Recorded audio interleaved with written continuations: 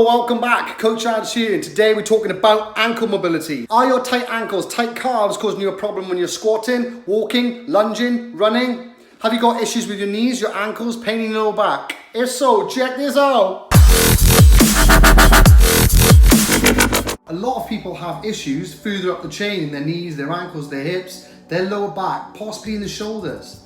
But they're forgetting that actually the root cause of most of these issues stem from the ankles and the feet. The talus bone, which is a little bone in the ankle. It's the talus bone's relationship with the tibia and how they glide with each other that dictate how that joint functions or dictates the range that's available at that joint. So let's start there with our investigation into ankle mobility.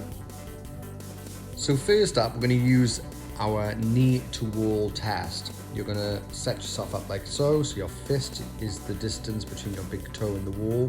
You're in a sort of lunge position and you're trying to take the knee as close to the wall as you can without the heel leaving the floor, because that would be bad.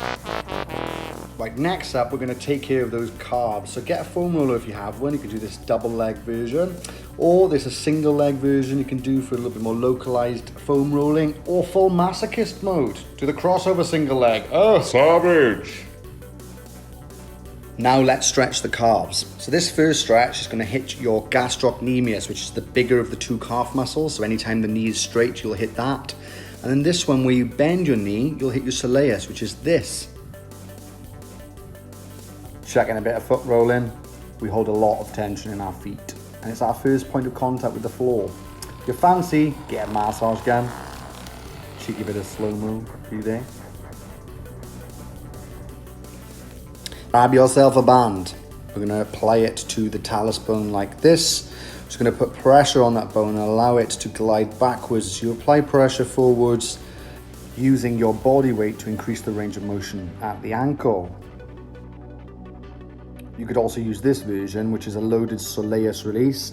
So what you do essentially is pop a little weight on your thigh. So this could be a kettlebell or a dumbbell, as I've got here, plates. And again, just gentle pressure to increase that angle. There we have it, my friends. Our feet and ankles are our first point of contact with the floor. So if that's messed up, then it sends a ricochet through the body, causing other issues. And people waste way too much time trying to solve those, which are just a symptom of an improper, unstable base. Now, what happens if we build a house on a wonky base? Wonky foundation. Get a wonky house.